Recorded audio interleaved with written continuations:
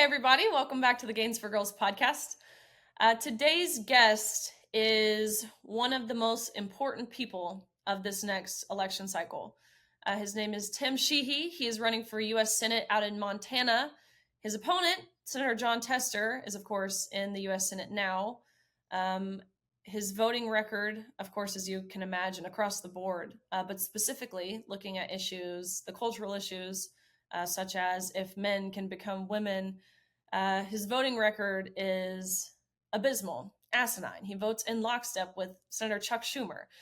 So this race is crucial in terms of flipping the Senate, which ultimately will be huge in the next 4 years or so, when hopefully we have a new administration in the White House. This is huge. It's important. He's amazing. He's a Navy SEAL, meaning, of course, he has served this country. He knows what's at stake.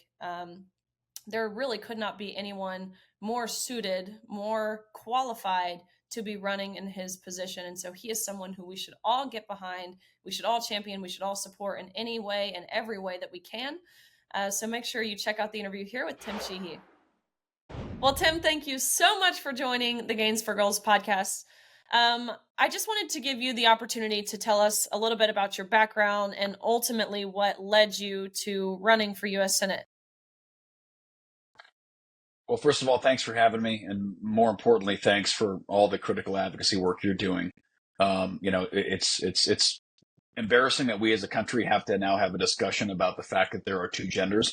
Most of us took that for granted our entire lives. I mean, as far as I know, since the dinosaurs were around, there were two genders. But of course, now we have to have a national debate about it. So thank you for standing up. I know you've had to undergo a lot of harassment, physical, on social media, in every way possible. So thanks for undertaking the fight. But, why I'm in the fight now, the political fight was, I spent a lot of my life fighting as a Navy SEAL. My wife was a Marine.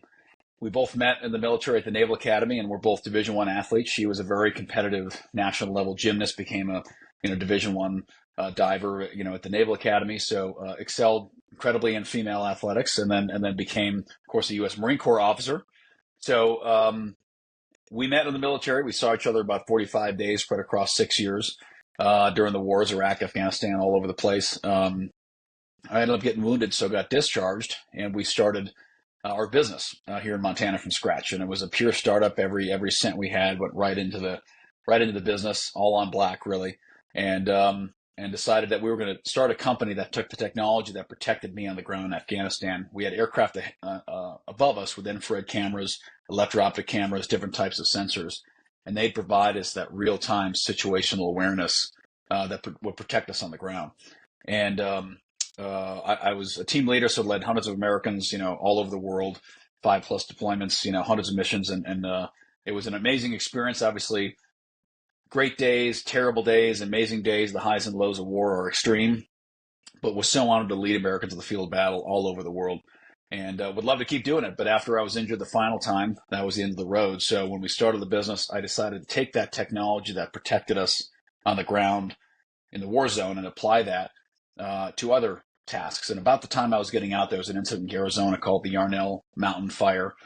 And 19 firefighters, the Granite Mountain Hotshots, were burned alive and killed in that wildfire. And the reason is they lost spatial orientation for where the fire was, where it was moving, and what it was doing.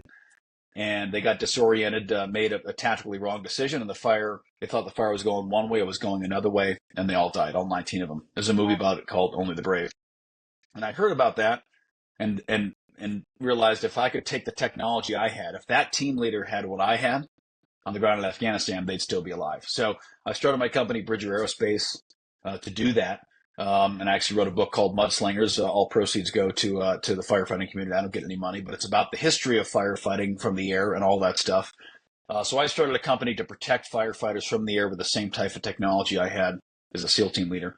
And I thought maybe one day we'd have 10 employees and, a couple of planes, but I'm proud to say we've created about 450 jobs from scratch across all the companies we've spun out and created in the last 9.5 years, all veteran founding team. And it's been tremendously successful. It's been a great ride. And most importantly, our company still serves the country. We're veterans who served, and we're a great example of the fact that when veterans get out, our service is not over. We can keep serving our country. And we've done that through building Bridger Aerospace, defending Americans all across the country from wildfire. We're in Texas now. We were in Texas fighting the Smokehouse Creek fire. We still have planes there. I was just there last week. And it was in that mission, fighting fire in Chico, California in the summer of 2021. I was flying our scoopers. I fly all of our planes, I lead from the front. And while I was flying water bomber missions by day, by night, my pilots and I were working hard to get American citizens, allies, friends out of Kabul, out of Afghanistan before they got murdered, burned alive, heads cut off, shot in the street. We abandoned those people who fought alongside us after the deadliest attack in American history. And in the wake of that, after we spent weeks and months getting people out, bringing our allies and American citizens home, spending our own money doing it, I realized, the true rot we had going on in our government. It was the first time I'd ever been ashamed of being an American. And that's when I knew that it was time to get involved again in public service. And that's when I started to lean into politics, more as a donor and a host and a speaker. But then eventually was asked, hey, you're pretty good at this. We have an important race coming up. Would you consider running? And big decision for my wife and I. We have 4 young kids, 2 girls, 2 boys. But the way I see it, America's at a crossroads. We don't have a choice but to stand up. Just like you stood up after what happened to you, I stood up after I saw what happened to the sacrifice of me and so many of my teammates who fought. Many of them died. I carried them home in boxes. I refuse to let this country that we fought for slip away. And these things, I believe we've gone beyond partisanship. This is just common sense. I mean, we're telling people that gender's fake. There aren't boys and there aren't girls anymore. When borders aren't real. We start to question what in the hell's going on, and we have to stand up and do something about it. So that's why I'm here. That's what got me involved. There are so many issues that are at play, and obviously we need to talk about women and the protection of women today. But that was the impetus to me to stand up and get involved. And I got 4 young kids, 4, 6, 8, and 10, and I refuse to hand this country over to them in the state it's in. So we're going to fight hard for it. Oh my gosh. I knew you were a Navy SEAL. I did not know that your wife was in the Marine Corps. I had no idea your extensive background. This is incredible. You are the exact person who we need in leadership positions. And we hear people say all the time, left, right leaning, everything in between. They say, they're here to fight for America. But you have proven that you really know what it means to fight for America. You put your life on the line for this country, in terms of your leadership and your sacrifice and understanding your role. So, wow, that's incredible. And we thank you for your service, of course, when serving, but even now undertaking this fight. And you were recently endorsed by President Trump, which is, of course, a huge deal. So how did that come about? That's Well, it goes back to something you said. We always hear from politicians that they're going to fight, and they're going to fight for this, they're going to fight for that. And as you know, with your experience going to these events, being threatened, being physically attacked, very few of them have actually ever fought for anything on both sides. They haven't fought. They talk tough on TV, they tweet, and et cetera, but how many of them actually fought? And then the whole point of fighting is to win.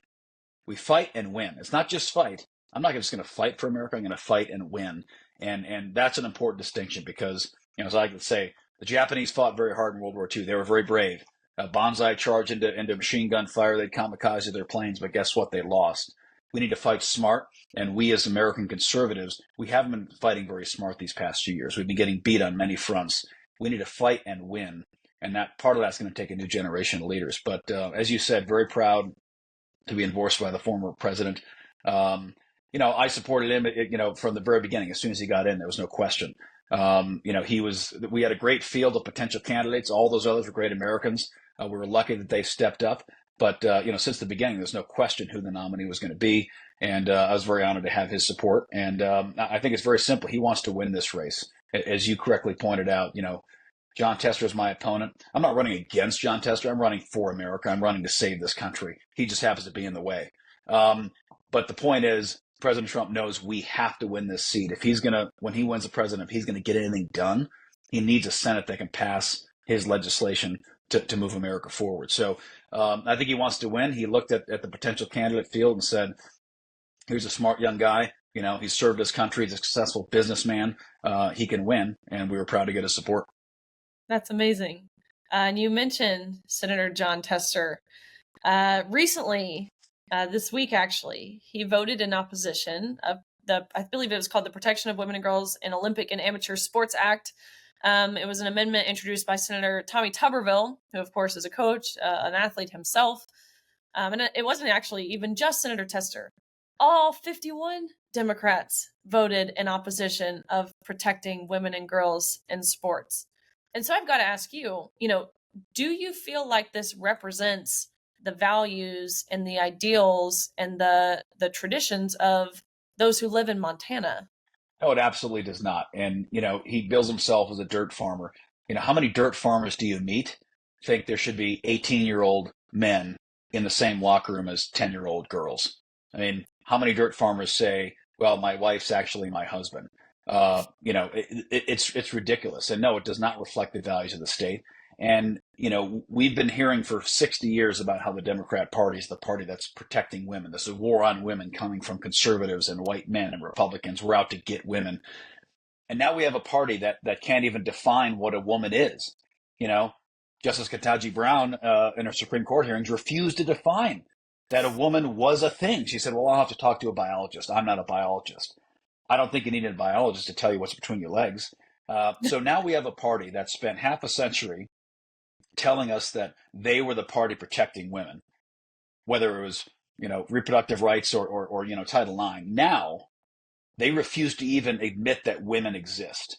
And if there was ever a war on women, that's it. And, it goes beyond just boys playing girls sports. It's not just, an 18-year-old swimming against another 18-year-old who can go faster, which is obviously terrible in and of itself. But as you correctly stated during your terrible experience, now on a high school sports team, you can have a 17-year-old man sharing a locker room with a young girl. I have two daughters. That should not be something that they have to endure. They go on a traveling sports team. They're going to share hotel rooms with these people. They're going to share locker rooms. They're going to be naked with them. They're going to be in the showers with them. Nobody wants to talk about these things, but that's the reality. We need to talk about the nitty gritty of what these actual policies mean when they're rolled out. And that is that our daughters, my 8-year-old girl, I don't let them go on public bathrooms alone because anybody can walk in there. No longer are they going to be with a nice old grandmother who's going to help them out if they have an issue. There's going to be a man in there. And we saw in Alaska just last week or the week before at Planet Fitness when a woman walked in and there was a man shaving in the women's locker room and a young girl wrapped in a towel, clearly scared. And she went to the staff and said, get this guy out of there. And they kicked her out, for standing up for a young woman and her comfort in a place she should feel at least relatively safe. She was the one punished. So this kind of insanity has to stop, and you're absolutely right. Senator Tester, it's just a fact. He voted against that. He voted against it, just like he voted against the Laken Riley Act, once again protecting young women from violent, illegal aliens. Voted against deporting violent, illegal, criminal aliens, paying for them to be here. And so it's crazy. And you're exactly right in talking about the reality of these things. It's not as simple as just being compassionate or empathetic or inclusive. These buzzwords, these virtuous things that in their true definition are wonderful things. It's not about that, because what we're seeing is not compassion. And you mentioned Ketanji Brown Jackson, it's ironic that she was of course, sitting Supreme Court justice who said she can't define what a woman is. And recently, she went on the news to say she felt like our First Amendment rights were hamstringing the government.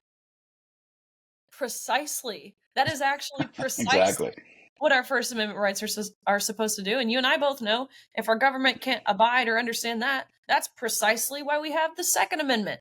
So there's no surprise in the fact that she said this recently either.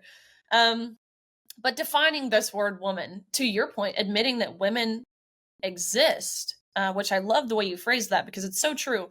Would you support, defining sex as biological and ending these debates, which is something we've seen now undertaken in the U.S. House? I believe Representative Lesko and Representative Diana Harshbarger have taken under the Women's Bill of Rights, which is, of course, just a bill that codifies and defines these sex-based terms. Do you see that as something that, of course, is beneficial and necessary and urgent, I would add? Well, I mean, first of all, of course, I would say there's no question I would support it. I think the challenge is, for me, philosophically, the fact that we're even having this discussion I find completely ridiculous. And sometimes I have to wonder, is this intentional to distract us from other things, to make us have an argument and spend our legislative energy to pass a bill to say that women exist? This is from the party that says follow the science, that spend the last decade telling us follow the science, follow the vaccines, don't question masks, putting a diaper on your face will save the world, stand 6 feet apart, don't question climate change, carbon emissions, blah, blah, blah, blah, blah, follow the science. Yet apparently science doesn't include the fact that there are two genders. So the level of hypocrisy and insanity, I don't know what other word to use other than insanity. I mean, it's insane to stand there and talk to someone who's explaining to you with a serious face that women can't be defined and it's a societal construct. Last I checked, you can't impregnate a man. It just doesn't work that way. So yes, of course, I would support the Women's Bill of Rights Act, but part of me says, almost engaging in that legislative discussion is almost a surrender in and of itself. Like we shouldn't have to have that discussion. There's absolutely no reason. America, the land of the free, where we're supposed to be ruled, by a government, or we're supposed to have a government that doesn't rule the people. It's by the people, of the people, for the people. Shouldn't have to pass an act to acknowledge that women exist. But unfortunately, that's where we are. And, we're ruining the day. We're ruining 60 years, of Marxist educational indoctrination. That's what we're seeing. Yeah. Our education system has been corrupted for so long, and it was intentional, and it's still happening. I'm very pro-education. I want my kids to learn, and of course, go to college if they can, and et cetera, et cetera. But, what we're seeing now is no longer education. It's indoctrination, and now we're feeling the results of that. You're right. And to your point about where we are now as a society, where we have to even, give a definition to these words we've never struggled to understand, to your point, since the dinosaurs were roaming the earth. But we do, and understand there are no limits if we are willing to deny the most basic of truths. If they can tell us how to think and what to say and how to feel on this topic, we're done. We're done as a nation, unless we get leaders in like you. You mentioned you have young kids, daughters and sons, and you mentioned, the future we're leaving them with.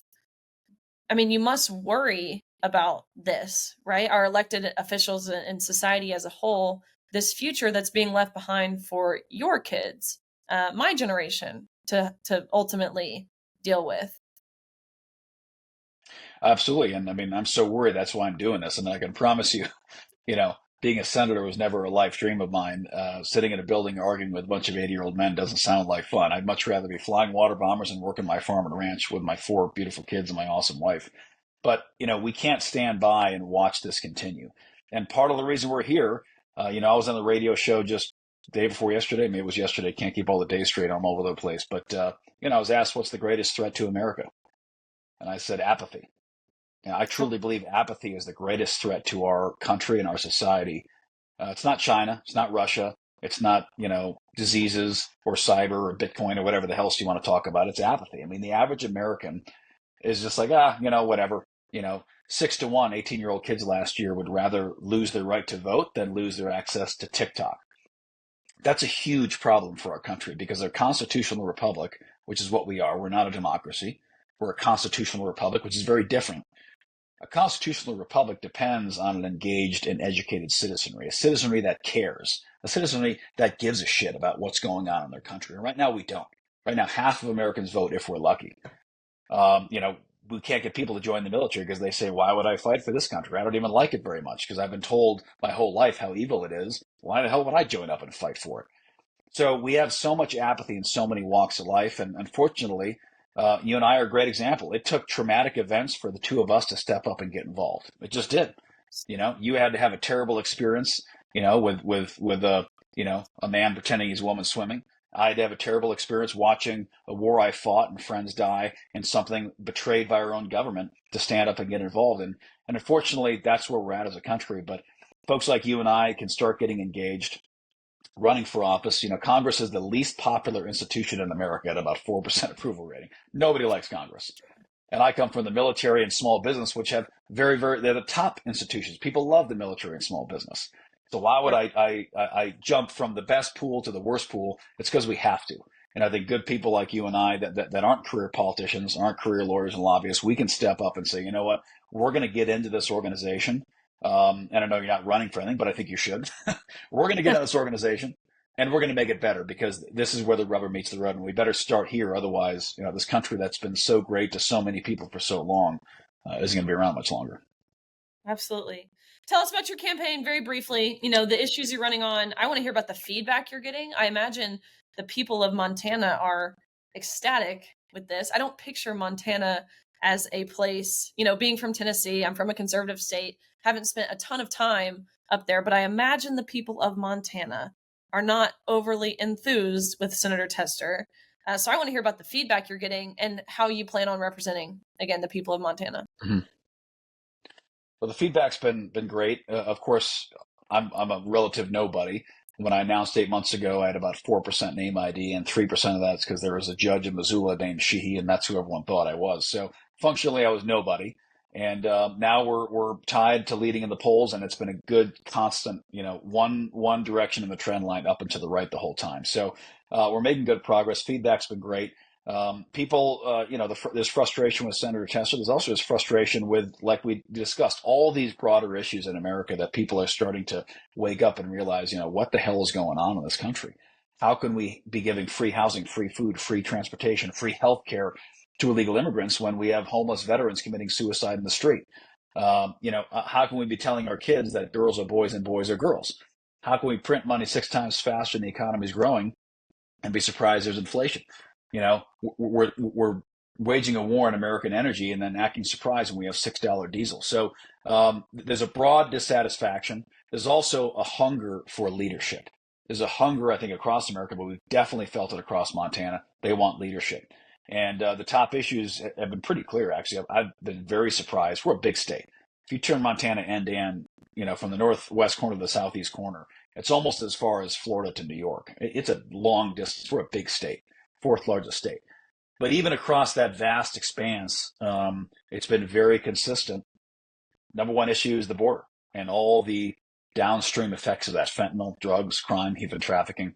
We feel it here in Montana. Even though we're a northern border state, we are having a southern border problem, and Montanans are feeling that. Second issue, economy and inflation. Montana's a big state. People got to drive a lot. Sometimes 2 hours to work. Our mailbox at our ranch is 11 miles down the road. So $6 diesel means, it's going to be $50 to go check your mail. So, there's a lot of impacts. Montana's cost of living over the past 3 years during COVID, when everyone watched Yellowstone and wanted to flee the big cities and go to Montana, cost of living went through the roof. And for working class Montanans who weren't making out of state Zoom job wages, that was making Montana unaffordable to live in. And when you're telling people they can't afford to live in their own hometown, they start to look around saying, what the hell's going on? How can I not afford to live in my home? So cost of living is going up, and people are feeling the real income pinch that's coming from this very inflationary environment. That's, of course, a result of Bidenomics. So that's issue number two. And issue number three, I would say, kind of wraps up broadly more the culture war issues you and I discussed, just the common sense issues of saying, why are we arresting cops and releasing criminals? Why are we kicking veterans on the street to be homeless and we're getting free housing to immigrants? Why are we telling our daughters that boys are now going to play in their sports? Just, the litany of issues, of common sense issues that are really frustrating a lot of Americans. And I think we have an opportunity as a Republican Party nationally to really redefine the conversation. We've been on our heels for a long time. We've allowed the media, the triad of the media, the internet companies, and the Democrat Party to define the narrative and put us in the corner and beat the hell out of us on, all these cultural issues we're defined as racist, xenophobic, anti-women. And I think now people are waking up realizing, who's the real anti-woman party? The party that's trying to defend young girls, or the party that says young girls are fake? Who's the real party that's trying to defend working class Americans? The party that panders to them, or the party that, that is actually trying to defend their wages, defend their jobs, defend their homes? So I think we have an opportunity as a party to reboot our message, and we have to take it. I don't think we've quite taken it yet as a party. I think as Republicans, we need to make sure our message is not just one of grievance and anger and frustration. It's one of hope and one of the future, because we're in a tough spot as a country, no question, but we've been in much worse spots before. It wasn't that long ago in human history, the deadliest war in American history was the Civil War. We were slaughtering each other, hundreds of thousands. The Great Depression, people declared American capitalism was dead. The American economy was a failed experiment. Well, they didn't watch the rest of the movie. Look at us now. 1968 was an extremely divisive year. Years prior, we had one president assassinated, another one, a candidate assassinated. So brothers, of course, the Kennedys. So we've been in really nasty spots as a country before, but we've always emerged from those periods of time with incredible growth trajectory, with strength, with honor, with hope. And I think we're at that point again where we can have a Reagan-style revolution and come out of this with a mandate from the American people to really lead into the next generation. I think Montana is going to be that battleground.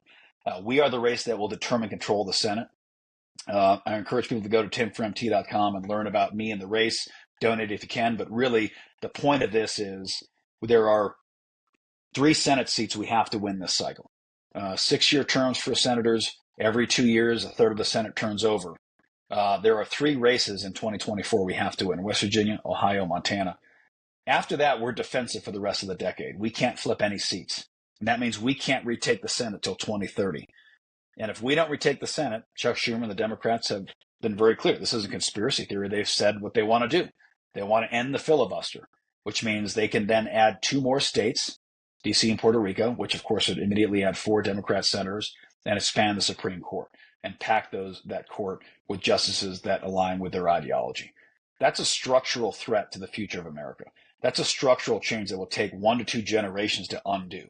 That's how important this race is. If we don't win Montana, we will win West Virginia. I'm very confident. Manchin retired, Jim Justice is rolling in. That's 50-50. That leaves up to the White House. If we lose the White House, we're right back where we are now, with tie-breaking votes coming in every time. And Kamala Harris has broken more ties than any other vice president in history, and that's due to one person, John Tester. Because every time there's these close votes and you hear the whispers in the wind of the names, who's, Sinema, Manchin, Murkowski, Susan Collins, who's going to cross the aisle and pass, this legislation. Tester's name was never mentioned. He's never in that Navy column. You know exactly where he's going to be, and that's in lockstep with Chuck Schumer. So this is a very important race, and I encourage Americans, whether you know anything about Montana or not, whether you've been here, whether you care about Montana, you need to care about this race because it has national implications, and it will impact the next generation of Americans. I feel like I'm ready to fight. You've given me so much hope. It's easy to, like you said, it's easy to kind of look at what's happening and feel pretty grim. Because a lot of the stuff we're seeing is pretty chilling. But you've reminded me, just for perspective, again, in my young years, it's hard to really understand our history and where we've been before, but truly, it is people like you who give me hope. So I just feel revitalized talking to you. Mention your website one more time so people can know where to go to support you and ultimately, of course, the state of Montana, but much broader than that, the future of this country. Thank you. Timformt.com, for spelled out, timformt.com. Obviously, socials, we're all over social media and all the platforms. You can follow us and follow the race. We're neck and neck now. We're pulling ahead, but the tide is with us. The winds are with us.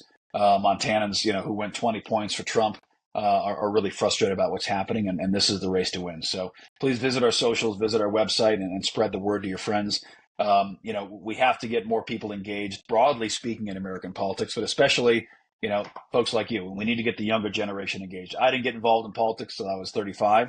I'm 38 now, but we need to get younger Americans engaged because ultimately they're the ones who are going to have to bear the consequences of what's happening. So they're the ones who should be the most interested in what's going on, and they should get engaged earlier rather than later. And it's up to folks like you and I to make sure that they know the facts, and when they're engaged, they're having an impact. Amazing. Well, thank you for joining. We will certainly be following along with your success and everything you accomplish. And again, we thank you for your service. It's remarkable and just very admirable. So thank you. Thanks for what you're doing. It's an important fight. Keep it up. I don't know how anyone could listen to that episode, hear what he was saying, and not wholeheartedly agree and support him. Make sure to support him. You're going to tim4mt.com. It is important. It is crucial. It is necessary that we get behind him. We are supporting him if you can financially, but of course through social media. This is the kind of man who we eventually want to run for president. He will have my vote when he does. It's amazing. He's young. He served this country. He knows what's at stake. He's got young children. It's truly remarkable and admirable. And again, His service does not go unnoticed and unthanked. But thank you guys for tuning in. Again, tim4mt.com. Make sure you check us out, the Gains for Girls podcast at OutKick.com. Like, subscribe anywhere where you get your podcasts, and we will see you again next week.